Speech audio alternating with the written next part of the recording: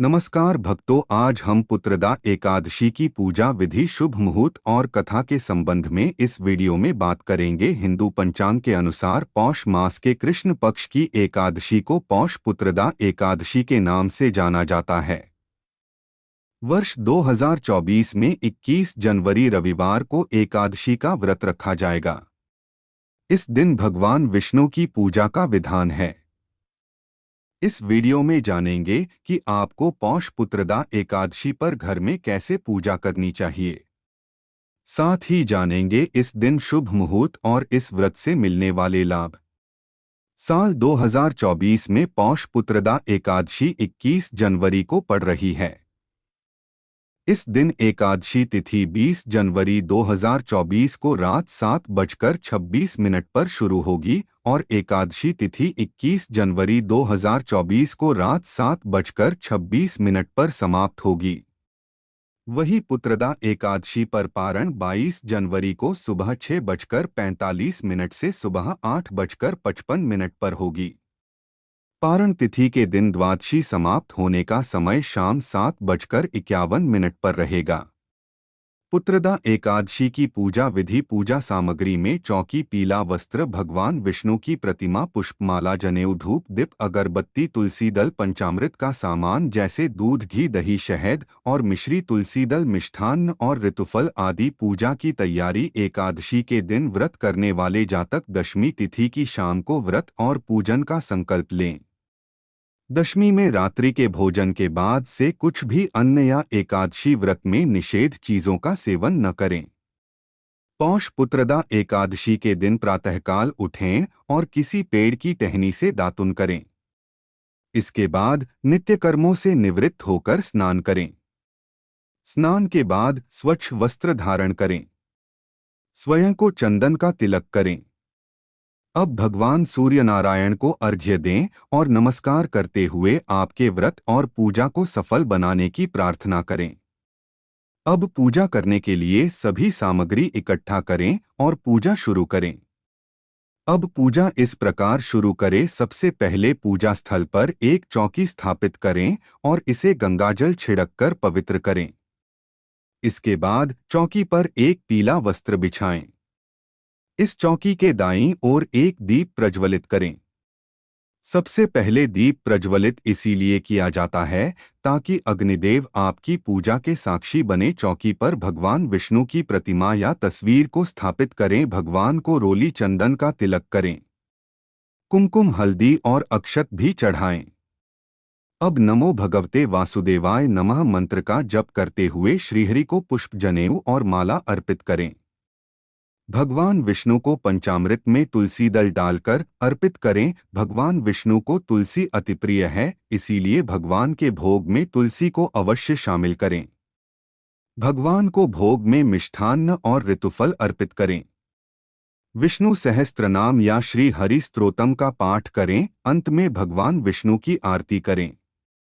अब सभी लोगों में भगवान को चढ़ाया गया भोग प्रसाद के रूप में वितरित करें। पौराणिक कथा के अनुसार किसी समय भद्रावती नगर में राजा सुकेतु का राज्य था। उसकी पत्नी का नाम शैव्या था। संतान नहीं होने की वजह से दोनों पति पत्नी दुखी रहते थे। एक दिन राजा और रानी मंत्री को राजपाट सौंपकर वन को चले गए। इस दौरान उनके मन में आत्महत्या करने का विचार आया, लेकिन उसी समय राजा को यह बोध हुआ कि आत्महत्या से बढ़कर कोई पाप नहीं है। अचानक उन्हें वेद पाठ के स्वर सुनाई दिए और वे उसी दिशा में बढ़ते चले। साधुओं के पास पहुंचने पर उन्हें पौष पुत्रदा एकादशी के महत्व का पता चला।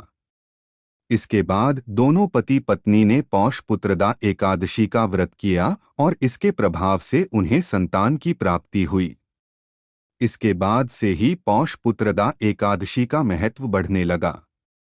वे दंपति जो निःसंतान हैं, उन्हें श्रद्धा पूर्वक पौष पुत्रदा एकादशी का व्रत अवश्य करना चाहिए। पौष पुत्रदा एकादशी से मिलने वाले 5 लाभ। पहला लाभ, श्राद्ध के बराबर का पुण्य फल प्राप्त होगा। पौष पुत्रदा एकादशी का व्रत करने से आपको अप्रत्यक्ष रूप से अपने पितरों का आशीर्वाद प्राप्त होगा। आपकी संतान द्वारा किया गया पितृदान और तर्पण आपके पूर्वजों को संतुष्ट करेगा। इस प्रकार यह आपके लिए श्राद्ध के समान पुण्य फलदायी एकादशी सिद्ध होगी।